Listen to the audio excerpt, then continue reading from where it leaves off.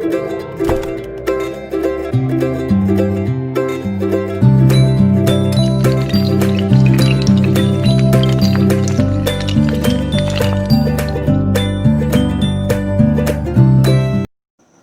friends, welcome to M Commerce classes. I am Dhananjay Maurya. So I will discuss in this video some defined terminology.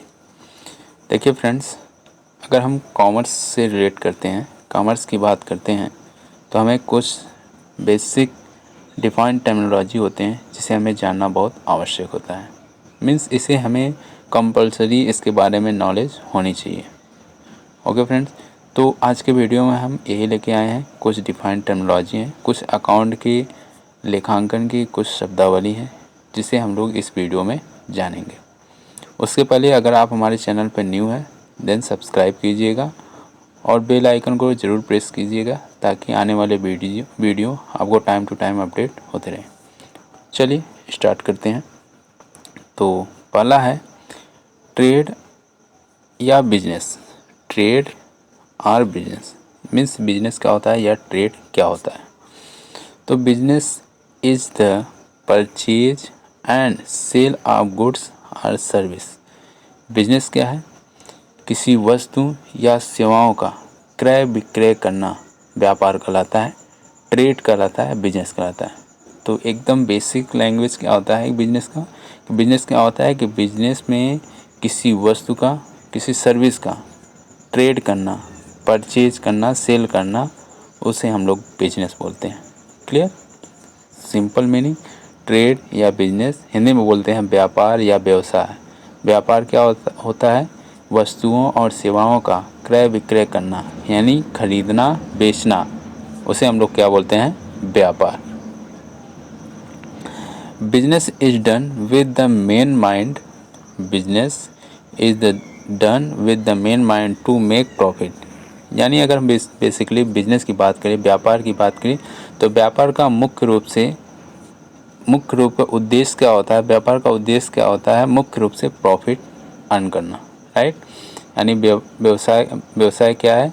वस्तुओं और सेवाओं का क्रय विक्रय करना व्यवसाय कहलाता है या व्यापार कहलाता है। और इसका मेन मोटिव क्या होता है? लाभ कमाना, प्रॉफिट अर्निंग करना। Clear? Okay. The person running the business is called businessman. देखिए, व्यापार चलाने वाला व्यक्ति, the person running the business is called businessman, यानी जो बिजनेस को रन कराता है, जो बिजनेस को चलाता है, उसे हम लोग बोलते हैं businessman. Clear? Very simple language में मैंने लेके आया है इसको कि आपको समझने में कोई भी प्रॉब्लम ना हो। ओके। तो the person running is the business is called businessman. जो बिजनेस को प्रॉपर तरीके से चलाता है उसे हम लोग बोलते हैं बिजनेसमैन। हिंदी में बोलते हैं व्यापारी। Clear? Bank, insurance company, transport company, cloth trader etc fall under the definition of businessman. Means जो ये बैंक होते हैं, इंश्योरेंस कंपनियां होती है, ट्रांसपोर्ट कंपनियां होती हैं, ये सब जो हमारे बिजनेसमैन के कैटेगरी में आते हैं, बिजनेसमैन के अंडर इनका डिफिनेशन दिया गया है, ये बिजनेसमैन के अंतर्गत ही आते हैं। क्लियर? तो हमने क्या सीखा? बिजनेस क्या होता है या ट्रेड क्या होता है? बिजनेस किसी वस्तु या सेवाओं को क्रय विक्रय करना व्यापार कहलाता है, बिजनेस कहलाता है या ट्रेड कहलाता है। और व्यापार का मुख्य रूप होता है, मुख्य उद्देश्य होता है लाभ कमाना। और जो व्यक्ति बिजनेस को रन कराता है उसे हम बोलते हैं बिजनेसमैन, जिसमें बैंक, इंश्योरेंस कंपनियां, ट्रांसपोर्ट कंपनियां, ये सब भी चीज़ें आती हैं। क्लियर? ओके। नेक्स्ट देखते हैं। नेक्स्ट है प्रोफेशन। प्रोफेशन हिंदी में बोलते हैं पेशा। अब पेशा क्या होता है भाई? देखिए, profession means of earning a livelihood which require training before doing and in which the use of intelligence is more. देखिए क्या बोलता है, बेसिकली पेशा क्या होता है? पेशा से अर्थ है जीविकोपार्जन का एक साधन है। मीन्स पेशा क्या है? एक जीविका चलाने का एक साधन होता है जिसको करने से पहले हमें प्रशिक्षण, जिसको करने से पहले हमें ट्रेनिंग की आवश्यकता होती है। ठीक है, ट्रेनिंग की आवश्यकता होती है। इसमें बुद्धि का उपयोग बहुत ज़्यादा होता है। तो पैसा क्या होता है, ये एक जीविका उपार्जन करने का एक साधन है। इसको करने के लिए मुझे प्रॉपर ट्रेन होना पड़ेगा, मीन्स उसके बारे में हमें अच्छी तरह से नॉलेज होनी चाहिए, और जिसमें ये बुद्धि का उपयोग ज़्यादा किया जाए, माइंड का उपयोग ज़्यादा किया जाता है। ठीक है। The profession consist of doctor, teacher, engineer, auditor, lawyer. Means इसमें पेशे में डॉक्टर, जैसे एग्जांपल है डॉक्टर आते हैं, इंजीनियर आते हैं, ऑडिटर आते हैं, लॉयर आते हैं। कैसे? देखिए भाई, एक टीचर है, वो मेंटली ज़्यादा कार्य करता है, मीन्स वो पढ़ाता है, ठीक है, प्रॉपर तरीके से वो मेंटेन रहता है, उसे नॉलेज होती है। अब टीचर जो एक पेशा है, तो इसको करने के लिए सबसे पहले हम सीखते हैं। पहले ऐसा नहीं कि हम डायरेक्ट जाके पढ़ाते हैं, नहीं, पहले उसके बारे में सीखते हैं, जानते हैं, पढ़ते हैं, समझते हैं, समझ जाते हैं पूरी तरह से, हमें प्रॉपर उसकी नॉलेज हो जाती है हर एक टॉपिक की, देन हम जाके टीच करते हैं। उसी तरह डॉक्टर है, डॉक्टर भी सबसे पहले वो डॉक्टर की पढ़ाई पढ़ता है, मीन्स उसकी ट्रेनिंग लेता है, फिर जाके वो डॉक्टर बनता है। ठीक है। तो कहने का मतलब जो पेशा होता है वो उसको करने के लिए हमें प्रॉपर प्रशिक्षण की आवश्यकता होती है। क्लियर? ओके, नेक्स्ट देखते हैं। और इसमें एक छोटी सी बात और, कि आपके माइंड में शायद आए कि फिर बिजनेस और प्रोफेशन में क्या डिफरेंसेस हो सकते हैं। देखिए, अगर एक बिजनेस की बात करें तो एक नॉर्मल पर्सन भी बिजनेस कर सकता है, मीन्स जिसको थोड़ा बहुत नॉलेज है उस बिजनेस से रिलेटेड, जो स्पेसिफिक बिजनेस वो करना चाहता है, तो वो आसानी से बिजनेस कर सकता है, उसमें कोई प्रॉब्लम उसको नहीं होगी। बट एक डॉक्टर है, अगर उससे थोड़ा बहुत नॉलेज है तो डॉक्टर नहीं कर सकता, और डॉक्टर का काम नहीं कर सकता है। क्लियर? क्योंकि डॉक्टर एक प्रॉपर ट्रेनिंग की ज़रूरत होती है डॉक्टर बनने के लिए। क्लियर? अगर वो डॉक्टर प्रॉपर ट्रेनिंग नहीं होता है तो किसी के साथ बाई एक्सीडेंट भी हो सकता है, जहाँ पे हमें प्रॉब्लम क्रिएट हो सकता है। इसलिए प्रोफेशन में हमें प्रॉपर उसकी ट्रेनिंग की ज़रूरत पड़ती है, नॉलेज की ज़रूरत पड़ती है, मीन्स वेल मेंटेन होना चाहिए, वेल नॉलेजेबल होना चाहिए। बट व्यवसाय में, व्यापार में ऐसा नहीं हो सकता। अगर एक नॉर्मल पर्सन है, आम पर्सन है, तो आसानी से, मतलब उसको थोड़ा बहुत अगर नॉलेज है तो वो आसानी से बिजनेस कर सकता है। नेक्स्ट है ट्रांजैक्शन। ठीक है भाई, देखो हमने पहले ही बता दिया है, ये बेसिक है, बिल्कुल टर्मिनोलॉजी है अकाउंट की, जो हमें अकाउंट पढ़ते समय बार बार यूज किया जाता है। ठीक है, इसलिए आज की वीडियो हम इसी को लेके आए हैं कि इसको हम बेसिक आसानी तरीके से समझ लेते हैं, ताकि हमें जो भी वीडियो सामने आने वाले समय में जो भी आएगा वीडियो, जो भी हम अकाउंट पढ़ेंगे, उसमें अगर ये वर्ड आए तो हमें ये माइंड में क्लिक होना चाहिए कि ट्रांजेक्शन क्या होता है। ऐसा नहीं है कि यार ट्रांजेक्शन क्या होता है मुझे पता नहीं है, नहीं, इसीलिए मैंने इसको पहले ही क्लियर करा देना है। ठीक है, तो ये है ट्रांजेक्शन। बेसिकली ट्रांजेक्शन क्या होता है, देखिए, a transaction is any kind of action involve in conducting business और एन इंटरेक्शन बिटवीन पीपल। देखिए, ट्रांजेक्शन क्या होता है, बेसिकली ये पीपल के बीच का एक इंटरेक्शन है। ठीक है, बिजनेस और पीपल के बीच का एक इंटरेक्शन है। देखिए क्या होता है कि ट्रांजेक्शन में बेसिकली हम वस्तुओं का माल यानी गुड्स का क्रय विक्रय करते हैं, या वस्तुओं का पारस्परिक आदान प्रदान होता है। आदान प्रदान ये मुद्राम होते हैं या मनी में मेजर करते हैं। ठीक है, ऐसे ट्रांजेक्शन हम अकाउंट में नहीं इंक्लूड करते जो मनी में मेजर नहीं किए जाते हैं। क्लियर? तो हम जो मनी में मेजर किए जाते हैं, यानी जो ट्रांजेक्शन होगा वो मनी वाला होगा, मुद्रा वाला होगा। क्लियर? और इसका भुगतान, जो मनी का भुगतान होता है, ये चाहे तो तुरंत हो, इमीडिएट हो जाए, या फिर इन फ्यूचर भी हो सकता है, इसमें कोई प्रॉब्लम नहीं है। बट जो लेन देन होता है व्यापारी के द्वारा, यानी बिजनेस और पीपल के बीच में, बिजनेस और लोगों के बीच में जो भी इंटरेक्शन होता है, जो भी लेन देन होते हैं, ठीक है, उसे हम लोग बोलते हैं transaction.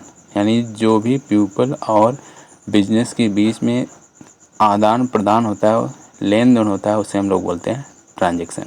Clear?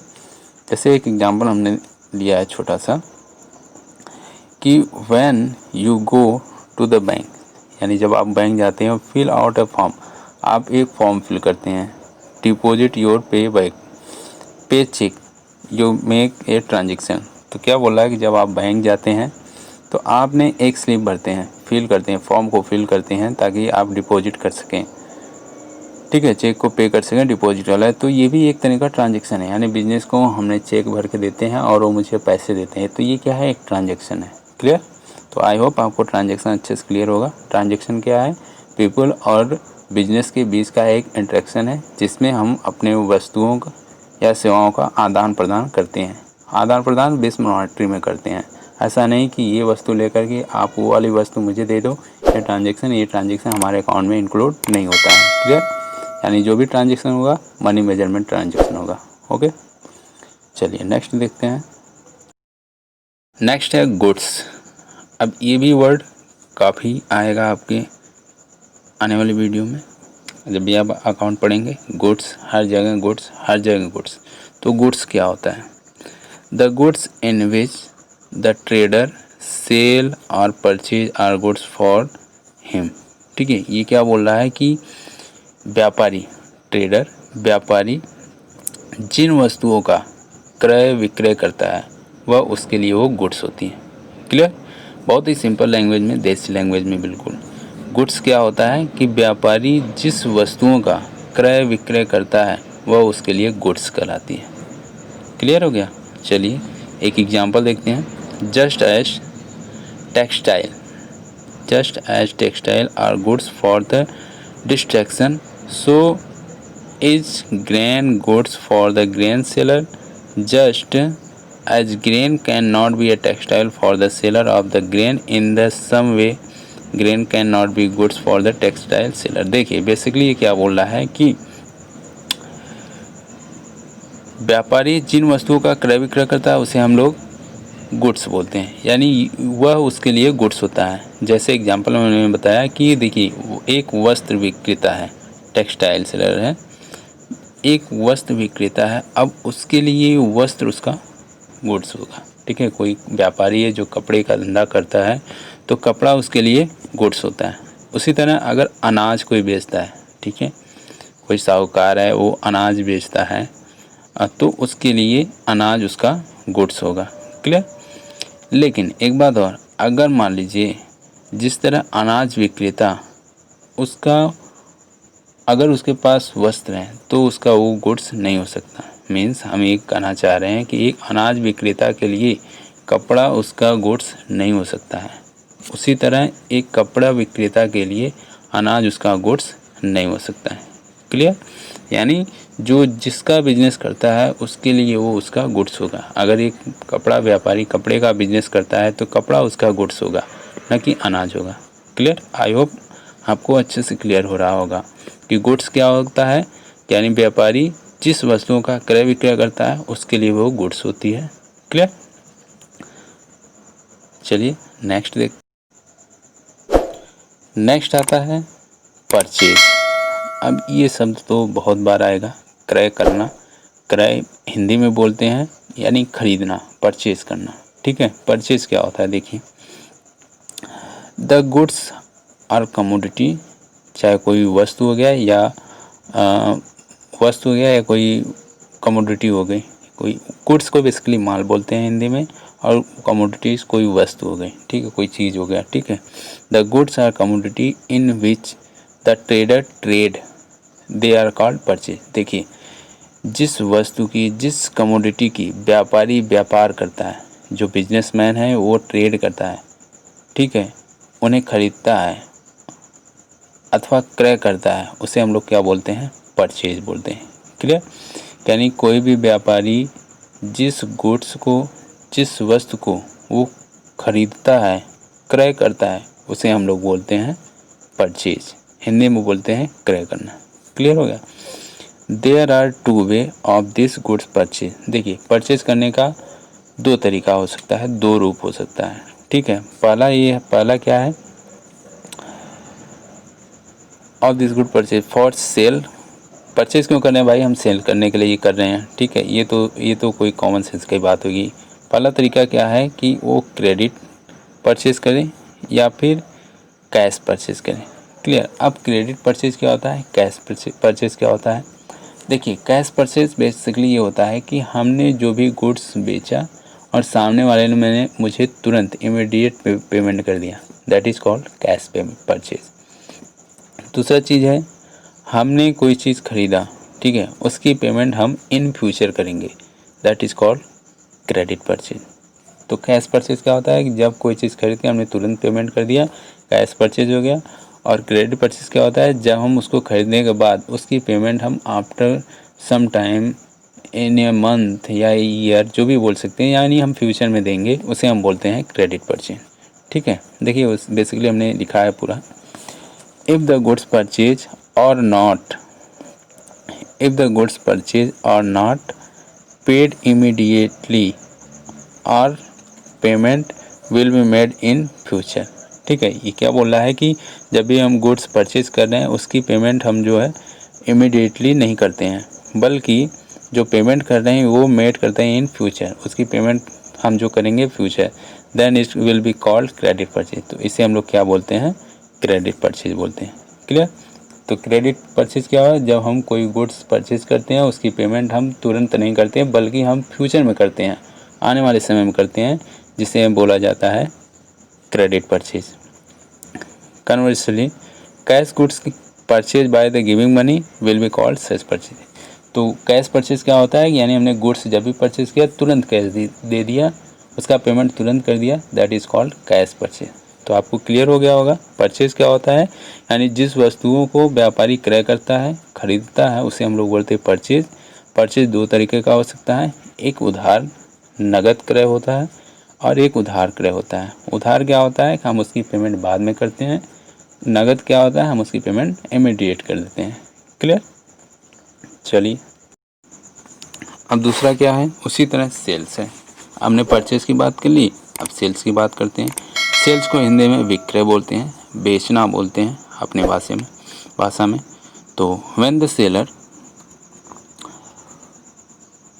The seller sell his goods to other the amount of goods sold is called sale. ठीक है, जब एक सेलर अपना गुड्स किसी दूसरे को बेचता है, ठीक है, जब एक सेलर अपना गुड्स किसी दूसरे को बेचता है, किसी अमाउंट पर बेचता है, तो उसे हम लोग क्या बोलते हैं, सेल्स बोलते हैं।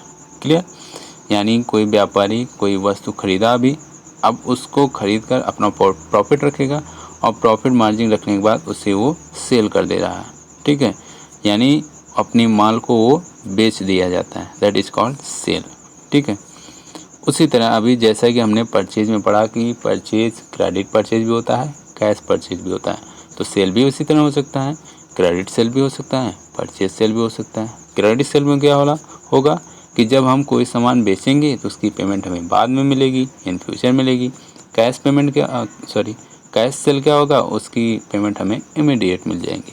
ठीक है, तो if the sale take place immediately then it called cash sale. ठीक है, वही चीज़ हमने अभी बात की कि जब हमें कैश सेल तुरंत मिल रहा है, ठीक है, इमीडिएटली मिल रहा है, तुरंत मिल रहा है, that is called cash sale. And if the sale is made by not paying cash then it is called credit sale. तो अगर हमें इमीडिएट पेमेंट नहीं होता है तो उसे हम लोग बोलते हैं क्रेडिट सेल। ठीक है, तो सेल क्या होता है, सेल क्या होता है कि जब एक व्यापारी अपना माल किसी दूसरे बंदे को बेचता है, that is called sale. Sale दो तरीके से हो सकता है, एक तो तुरंत पेमेंट करें जिसे कह सकते हैं हम लोग कैश सेल, और जब हम बाद में इन फ्यूचर पेमेंट करें उसे हम बोलते हैं क्रेडिट सेल। क्लियर। अब हम बात करेंगे स्टॉक का। बेसिकली स्टॉक क्या होता है, ठीक है, देखिए स्टॉक को हिंदी में बोलते हैं रहतिया या फिर स्कंद भी बोलते हैं। ठीक है, कुछ लोग हिंदी के भी होते हैं तो स्टॉक नहीं समझ पाते हैं यार ये स्टॉक क्या होता है, तो उन्हें हम बता दूं कि स्टॉक हिंदी में रहतिया बोलते हैं, स्कंद भी बोलते हैं। कभी कभी हमारे क्वेश्चन में स्कंद ही लिखा जाता है तो हमें समझ में नहीं आता यार स्कंद क्या होता है, तो हमें दिमाग में क्लिक करना चाहिए यार स्कंद मीन्स स्टॉक होता है। ठीक है, तो स्टॉक क्या होता है, देखिए अभी हमने परचेज़ किया, परचेज़ करने के बाद सेल किया। ठीक है, मान लो जितना हमने परचेज़ किया पूरा सेल नहीं हुआ, कुछ सामान बच गया है। ठीक है, साल के अंत में कुछ ना कुछ हमारे पास बच गया, दैट इज़ कॉल्ड स्टॉक। ठीक है, दैट इज़ कॉल्ड स्टॉक। देखिए after selling out of the total purchase, यानी जो हम पूरा परचेज़ किए थे उसमें से सेल करने के बाद जो बच गया, the amount of goods left, जो अमाउंट ऑफ गुड्स बच गया, the trader is unattended is called stock. तो ट्रेडर इसे क्या बोलता है, स्टॉक बोलते हैं। क्लियर। देखिए, कुल खरीदे थे जितने में से, उसमें बेचने के बाद व्यापारी के पास जितना गुड्स बिना बिका हुआ बच जाता है उसे हम बोलते हैं रहतिया, उसे हम बोलते हैं स्टॉक। क्लियर हो गया अच्छे से। तो स्टॉक क्या होता है कि जितना हमने परचेज किया था उसको सेल करने के बाद अगर हमारे पास कुछ बच जाता है साल के अंत तक तो उसे हम लोग बोलते हैं स्टॉक बोलते हैं। क्लियर। साल के अंत तक कौन बचेगा भाई, जो नहीं बिकेगा वही तो बचेगा। तो जो नहीं बिकेगा वो बचेगा, उसे हम लोग बोलते हैं अस्कंद, रहतिया या फिर स्टॉक बोलते हैं। Clear. This stock can be of two type, ये स्टॉक दो प्रकार का हो सकता है। ठीक है, दो प्रकार का होता है बेसिकली, वही होता है बस साल के अंत में उसे हम लोग क्लोजिंग स्टॉक बोल सकते हैं या फिर लास्ट स्टॉक भी बोलते हैं। और साल के अगले दिन जब हम ओपनिंग करते हैं अपना अकाउंट, नए सिरे से बनाते हैं, तो उसी स्टॉक को हम लोग बोलते हैं ओपनिंग स्टॉक, या फिर एक वर्ड और भी बोला जाता है जिसे बोलते हैं इनिशियल स्टॉक। तो ये बात ध्यान में रहे कि ओपनिंग स्टॉक भी बोलते हैं, इनिशियल स्टॉक भी बोलते हैं। ठीक है। तो स्टॉक क्या होता है, व्यापारी के पास बेचने के बाद भी जो सामान बच जाता है, जो गुड्स बच जाता है बिना बिका हुआ, that is called stock. Stock दो तरीक़ों का हो सकता है, साल के अंत में यानी end of year, last day of the year, जो भी स्टॉक हम बच जाता है उसे हम बोलते हैं क्लोजिंग स्टॉक। अगले दिन जब हम उस क्लोजिंग स्टॉक को नए साल में लेके जाएंगे, दैट इज़ कॉल्ड प्रारंभिक स्टॉक, प्रारंभिक रहतिया, या फिर ओपनिंग स्टॉक, या फिर इनिशियल स्टॉक। क्लियर। और लिखा है कि अदर टाइप ऑफ स्टॉक और एज फॉलो, कुछ और टाइप के भी स्टॉक होते हैं जिसे फॉलो किया जाता है। देखते हैं और टाइप के स्टॉक क्या क्या होते हैं। तो और टाइप में क्या है, फर्स्ट इज लाइव स्टॉक। अब ये लाइव स्टॉक क्या होता है, हिंदी में बोलते हैं जीवित रहतिया या जीवित स्टॉक। अब जीवित स्टॉक क्या होता है भाई, देखिए, जिस तरह हर एक पर्सन कोई ना कोई व्यापार करता है, कुछ पर्सन कपड़े का व्यापारी, कोई लकड़ी का व्यापार कर रहा है, लकड़ी का व्यापारी, कोई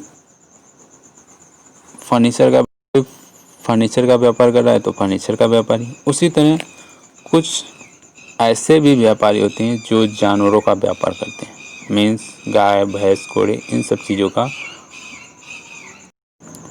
तो कुछ व्यापारी होते हैं जो जानवरों का भी व्यापार करते हैं। जैसे पढ़ लेते हैं क्या लिखा है, used in live stock trading such as cow, buffalo, horses, oxen etc are called live stock. देखिए, व्यापार में प्रयुक्त पशुधन, ठीक है, जो पशुओं का व्यापार करते हैं उसे हम लोग बोलते हैं live stock. Basically live stock में वो आते हैं जैसे पशु हो गए जो जीवित होते हैं भाई, मरे हुए नहीं होते, जीवित होते हैं, that is called live stock. ठीक है, जो गाय का व्यापार करते हैं, बुफेलो का व्यापार करते हैं, भैंस बैलगाड़ी के लिए घोड़े, ये सब जो भी व्यापार करते हैं उसे हम बोलते हैं लाइव स्टॉक। ठीक है, आपको ध्यान में रखना है कि मतलब जानवर से रिलेटेड जो भी व्यापार होता है वो लाइव स्टॉक की कैटेगरी में आता है। ठीक है, उसके बाद आता है डेड स्टॉक। अब डेड स्टॉक क्या होता है, या जानवर मर गए, नहीं, ये डेड स्टॉक नहीं होता है। ठीक है, तो क्या होता है डेड स्टॉक, इसे हिंदी में बोलते हैं मृत स्टॉक। ठीक है, non live asset used in trade such as plant, machinery, furniture, building etc are called dead stock. तो डेड स्टॉक क्या होते हैं, जो हमारे मशीनरी होते हैं, जो फर्नीचर होते हैं, बिल्डिंग होते हैं, प्लांट होते हैं, इसे हम लोग बोलते हैं डेड स्टॉक। तो लाइव स्टॉक क्या होते हैं, जो गाय भैंस पशुओं से रिलेटेड होते हैं। जो डेड स्टॉक होते हैं वो हमारी मशीनरी, फर्नीचर, भवन, इन सब चीज़ों से रिलेटेड होते हैं। क्लियर। चलिए, कुछ और टाइप्स के भी स्टॉक होते हैं जिसे हम बोलते हैं, एक हेडिंग दे दी है कि अदर टाइप्स ऑफ स्टॉक, जिसमें हमारा फर्स्ट आता है रॉ मटेरियल। ठीक है, कच्चे सामान का स्टॉक, रहतिया, कच्चा सामान। ठीक है, कच्चा मटेरियल जिसे रॉ मटेरियल बोलते हैं। ठीक है। अब रॉ मटेरियल क्या होता है? Raw material are the input और resources that a company use to manufacture it finish goods. यानी रॉ मटेरियल क्या होता है कि कोई भी कंपनी जो as a input as a resources use करती है किसके लिए? फिनिश गुड्स, यानी फिनिश प्रोजेक्ट, यानी एक जो प्रोजेक्ट जो बनाना चाहिए प्रोडक्ट, उसको बनाने के लिए जो भी इनिशियली जो भी इनपुट यूज़ करती है उसे हम बोलते हैं रॉ मटेरियल। ठीक है। सपोज दैट, मान लो मुझे एक फर्नीचर बनानी है, ठीक है, एक टेबल बनाना है। तो टेबल के लिए हमें क्या क्या चाहिए? एक टेबल के लिए हमें एक लकड़ी चाहिए, जो ये मस्ट होते हैं। अगर लकड़ी नहीं है तो हमारा टेबल बन ही नहीं सकता है। तो टेबल के लिए हमारा रॉ मटेरियल क्या हो गया? लकड़ी हो गया।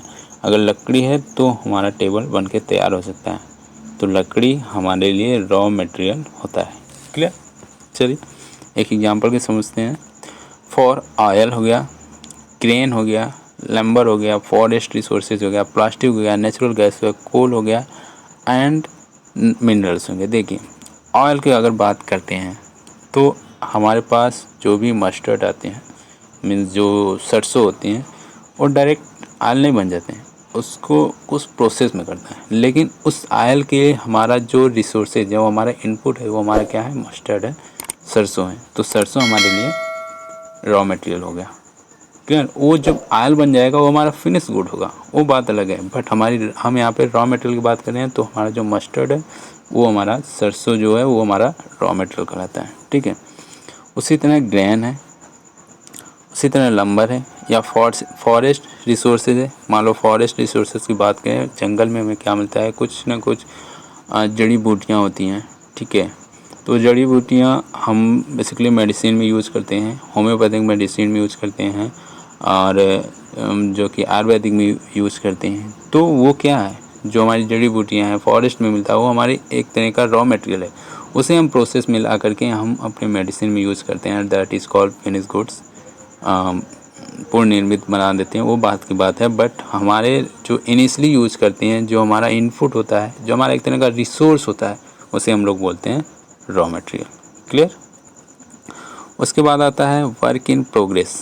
देखिए वर्क इन प्रोग्रेस यानी वो हमारा रॉ मटेरियल तो यूज हो रहा है, वो प्रोसेस में है। वर्क यानी जिसके लिए हम जो चीज़ हम बनाना चाह रहे हैं वो अभी बन के तैयार नहीं हुआ है, अभी ये बीच का प्रोसेस है। That is called work in progress. यानी जैसा कि नाम से सजेस्ट बोल रहा है कि जो वर्क है वो प्रोग्रेस में है, जो वर्क जो बनाना चाह रहे हैं वो हमारा प्रोसेस में है, चल रहा है। ठीक है।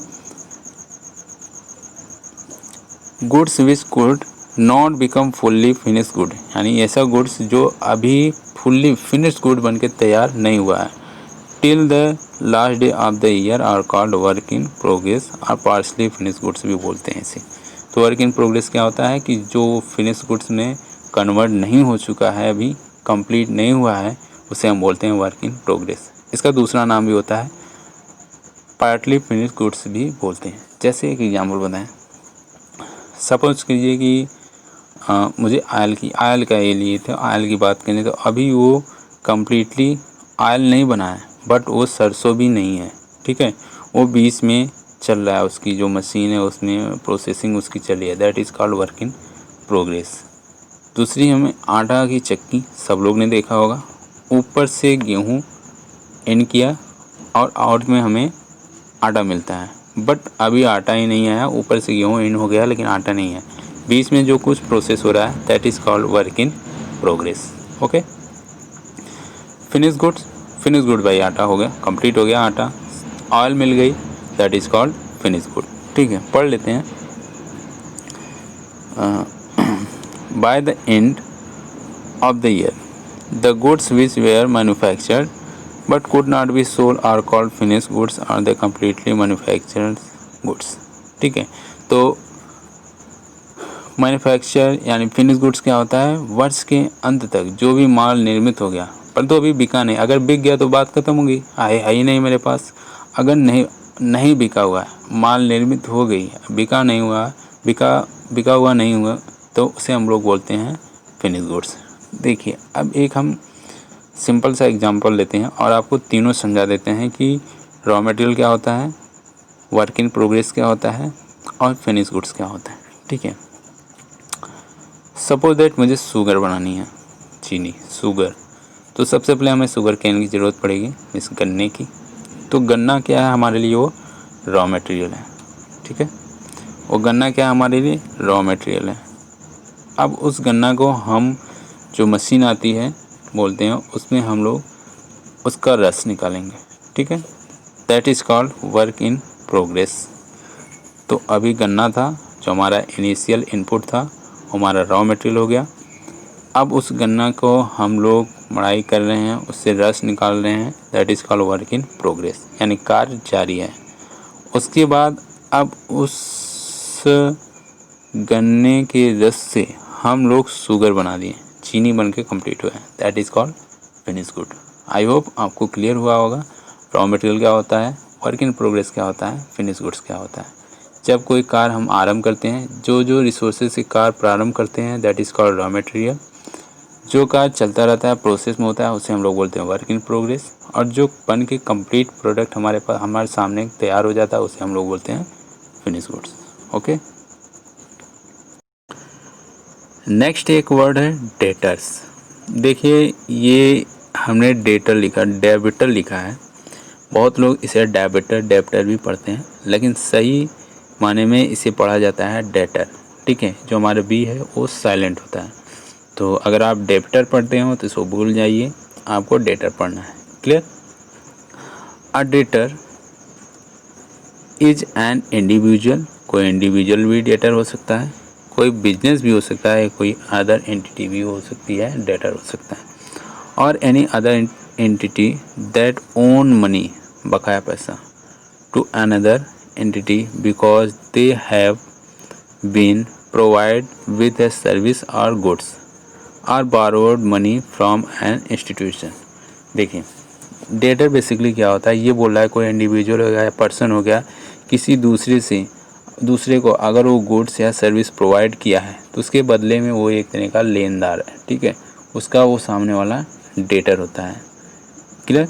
अब ये डेटर गुड्स हो गया या सर्विस पे प्रोवाइड करने पे भी हो सकता है, या फिर मान लीजिए वो मुझसे लोन लिया है, मैंने उसे पैसे दिया है, तो वो भी हमारे लिए डेटर हो गया, यानी हम उससे पैसे ले सकते हैं। मीन्स देखिए, हमारे भाषा में, सिंपल में लैंग्वेज में डेटर क्या होता है कि कोई ऐसा व्यक्ति जो हमारे यहाँ से सामान परचेज करके गया, ठीक है, अभी पैसे नहीं दिया है, तो उससे हमको उससे पैसे लेने हैं, तो वो सामने वाला हमारा क्या होगा, डेटर होगा। क्लियर? डेटर कौन पर्सन होता है, जो लोन लिया होगा, दैट इज कॉल्ड डेटर। ठीक, नेक्स्ट है